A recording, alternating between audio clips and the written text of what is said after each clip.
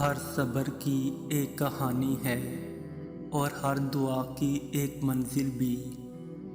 یہ نہ سوچنا کہ تمہارا یہ صبر بغیر پھل کے ہی رائگا جائے گا۔ کبھی یہ گمان کرنا کہ تمہاری دعائیں ضائع ہو جائیں گی۔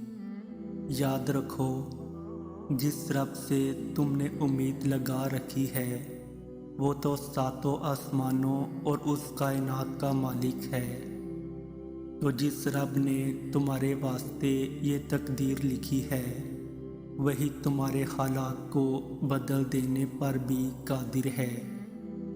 بس تم اپنے رب کی رحمت سے نا امید نہ ہونا۔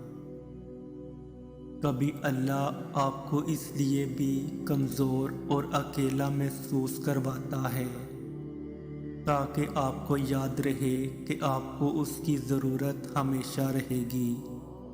اس کی طاقت آپ کو یاد رکھنی ہوگی۔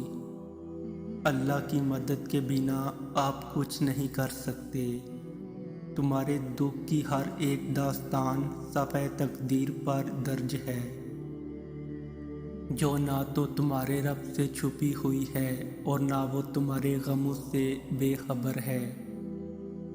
تم اپنے حصے کی محنت جاری رکھو، اجر تو اللہ پاک نے دینا ہے، اور تم دیکھنا بے شک وہ تمہیں اس سے بھی بہتر نوازے گا جو تم نے اس کی خاطر قربان کیا۔ جو چیز ہم مانگتے ہیں اللہ سے، اللہ کو پہلے سے ہی معلوم ہوتا ہے۔ ہم جس چیز کے لیے تڑپتے ہیں اللہ پہلے سے ہی اس تڑپ سے واقف ہوتا ہے۔ جب اسے سب پہلے پتہ ہوتا ہے تو ہمیں عطا کیوں نہیں کرتا؟ کیونکہ اس کے لیے ہی تو اللہ نے دعا بنائی اور دعا مانگنے کے لیے ہمیں بنایا، تاکہ ہم اس سے مانگیں، اس سے بات کریں، اس سے بلاتے رہیں، اس سے دور نہ ہو جائیں، اس کے قریب رہیں تاکہ وہ ہمارے قریب ہو جائے۔ توکل رکھو، کیونکہ اللہ کے معجزے توکل رکھنے والوں کے لیے ہیں، یعنی تمہارے لیے۔ صبر اور دعائیں کرنے والے اللہ کو بہت پیارے ہوتے ہیں۔ اگر وہ آزماتا ہے تو یقین رکھنے والوں کے لیے مدد بھی بھیجتا ہے۔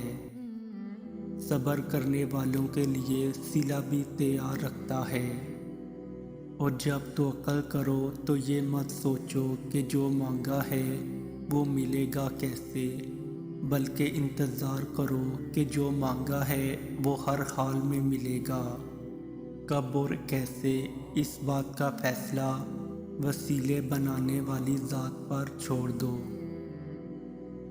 دیکھو، جب اللہ اپنے کسی بندے سے کوئی چیز لیتا ہے تو یا تو اس سے بڑھ کر بہترین چیز عطا فرماتا ہے یا اسی چیز کو انتہائی خوبصورت طریقے سے واپس لوٹا لیتا ہے، جیسے انتہائی خوبصورت انداز میں لوٹایا تھا اس نے یوسف علیہ السلام کو یعقوب علیہ السلام کے پاس۔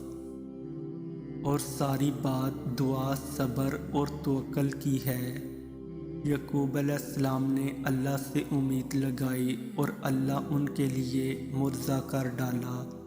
تم بھی اس رب سے امید لگا کر تو دیکھو۔